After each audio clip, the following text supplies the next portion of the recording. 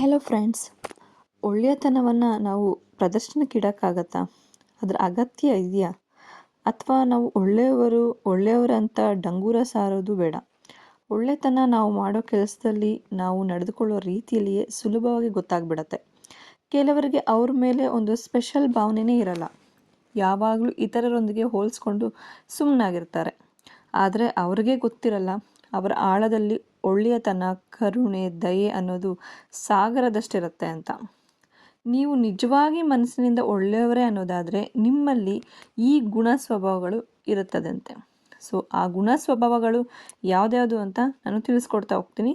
ವಿಡಿಯೋನ ಕೊನೆ ತನಕ ನೋಡಿ. ನಿಮಗೆ ಇಷ್ಟ ಆದರೆ ಲೈಕ್ ಮಾಡಿ, ಶೇರ್ ಮಾಡಿ, ಹಾಗೆ ನನ್ನ ಚಾನಲ್ನ ಸಬ್ಸ್ಕ್ರೈಬ್ ಮಾಡ್ಕೊಳ್ಳಿ. ಮೊದಲನೇದಾಗಿ, ಬೇರೆಯವರ ಯಶಸ್ಸನ್ನು ಸಂಭ್ರಮಿಸುವ ಗುಣ. ಹೌದು, ಬೇರೆಯವರ ಯಶಸ್ಸು, ಏಳಿಗೆ ನೋಡಿ ಅಸೂಯೆ ಪಡುವ ಈ ಕಾಲದಲ್ಲಿ ಇಂಥವ್ರು ಸಿಗೋದು ದೊಡ್ಡ ವಿಚಾರ.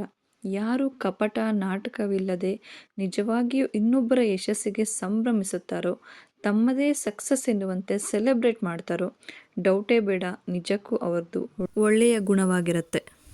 ಎರಡನೇದಾಗಿ, ಪ್ರೀತಿ ಪಾತ್ರರು, ಸ್ನೇಹಿತರ ಬಗ್ಗೆ ಸಣ್ಣ ವಿಷಯ ಕೂಡ ನೆನಪಿಟ್ಕೊಳ್ಳೋದು. ನಮ್ಮ ಪ್ರೀತಿ ಪಾತ್ರರು ನಮ್ಮೊಟ್ಟಿಗೆ ಅವರ ಹಲವಾರು ಇಷ್ಟ ಕಷ್ಟ, ಅವರ ಬಗೆಗಿನ ಸುಮಾರು ಕಥೆಗಳನ್ನು ನಮ್ಮ ಮೇಲೆ ನಂಬಿಕೆ ಇಟ್ಟು ಶೇರ್ ಮಾಡ್ಕೊಂಡಿರ್ತಾರೆ. ನಿಜವಾದ ಹೃದಯವಂತರು ಇವುಗಳಿಗೆ ಸ್ಪಂದಿಸುತ್ತಾರೆ ಮತ್ತು ಮರೆಯದೆ ನೆನಪಿಟ್ಟುಕೊಳ್ಳುತ್ತಾರೆ. ಇಂಥವರು ನಿಮ್ಮ ಬಳಿ ಇದ್ದರೆ ತಿಳ್ಕೊಂಬಿಡಿ ಅವರದು ಒಳ್ಳೆಯ ಗುಣ ಅಂತ ಹೇಳಿ. ಇನ್ನು ಮೂರನೆಯ ಗುಣ, ಬೇರೆಯವರಿಗೆ ನೋವಾದಾಗ ಅವರು ಕೂಡ ನೋವು ಪಡುತ್ತಾರೆ. ಬೇರೆಯವರು ಕಷ್ಟದಲ್ಲಿದ್ದಾಗ ಅದನ್ನು ನೋಡಿ ಖುಷಿ ಪಡದೆ ಅವರ ನೋವನ್ನು ಇವರದು ಎಂದು ಯಾರು ಮರಗುತ್ತಾರೋ ಅವರು ನಿಜವಾಗಿಯೂ ಮನಸ್ಸಿನಿಂದ ಒಳ್ಳೆಯವರಾಗಿರ್ತಾರೆ. ಇದು ಅವರ ಔದಾರ್ಯ, ದಯೆ ಅಥವಾ ತಾಯಿ ಮನಸ್ಸನ್ನು ಪ್ರತಿನಿಧಿಸುತ್ತೆ. ಈ ಆಳವಾದ ಭಾವನಾತ್ಮಕ ಸೂಕ್ಷ್ಮತೆಯು ಇವರು ಸಹಾನುಭೂತಿಯನ್ನು ತೋರಿಸುತ್ತದೆ. ನಾಲ್ಕನೆಯ ಗುಣ, ತಪ್ಪಾಗಿದ್ದರೆ ಪ್ರಾಮಾಣಿಕವಾಗಿ ಸಾರಿ ಕೇಳುವುದು. ಕೆಲವರು ಅವರ ಕಡೆಯಿಂದ ತಪ್ಪಾಗಿದ್ದರೂ ಕೂಡ ನಾಟಕೀಯವಾಗಿ ಕ್ಷಮಿಸಿ ಅಂತಾರೆ. ಆದರೆ ಒಳ್ಳೆ ಮನಸ್ಸಿನ ವ್ಯಕ್ತಿಗಳು ಎಂದಿಗೂ ಹೀಗೆ ಮಾಡಲ್ಲ. ಅವರ ಬಾಯಿಯಿಂದ ಬರುವ ಸಾರಿ ಅನ್ನುವ ಪದ ಹೃದಯದಿಂದ ಬರುವಂಥದ್ದು. ಅದು ಅವರ ಮುಖದ ಭಾವನೆಯಲ್ಲೇ ತಿಳಿಯಬಹುದು. ಇವರ ಜೀವನದಲ್ಲಿ ನಾಟಕಕ್ಕೆ ಪ್ರವೇಶವೇ ಇಲ್ಲ. ಇವರು ಪ್ರಾಮಾಣಿಕವಾಗಿ ಎಲ್ಲವನ್ನೂ ಮಾತನಾಡುತ್ತಾರೆ. ಬೇರೆ ವ್ಯಕ್ತಿಗಳಲ್ಲಿರುವ ಸಾಮರ್ಥ್ಯವನ್ನು ಗುರುತಿಸುತ್ತಾರೆ. ನಾನೇ ಮುಂದೆ ಹೋಗಬೇಕು, ನನಗೆ ಎಲ್ಲ ಕ್ರೆಡಿಟ್ ಸಿಗಬೇಕು ಎನ್ನುವವರ ನಡುವೆ ಇವರು ಬೇರೆಯವರ ಶಕ್ತಿ, ಸಾಮರ್ಥ್ಯ ಅಥವಾ ಪ್ರತಿಭೆಯನ್ನು ಗುರುತಿಸ್ತಾರೆ, ಅವಕಾಶ ನೀಡ್ತಾರೆ.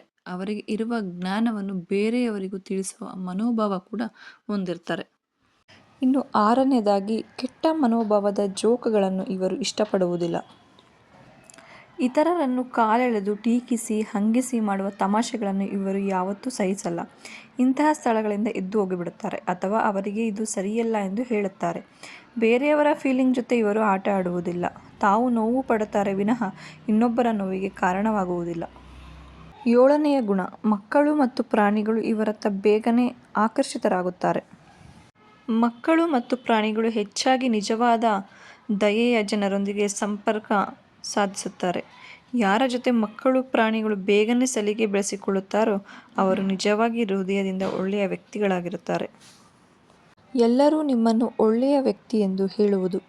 ಹೌದು, ಅವರನ್ನು ನೋಡಿದ ವ್ಯಕ್ತಿ ಇವರು ಒಳ್ಳೆಯವರೆಂದು ಹೇಳಿದರೆ ಸಾಕು.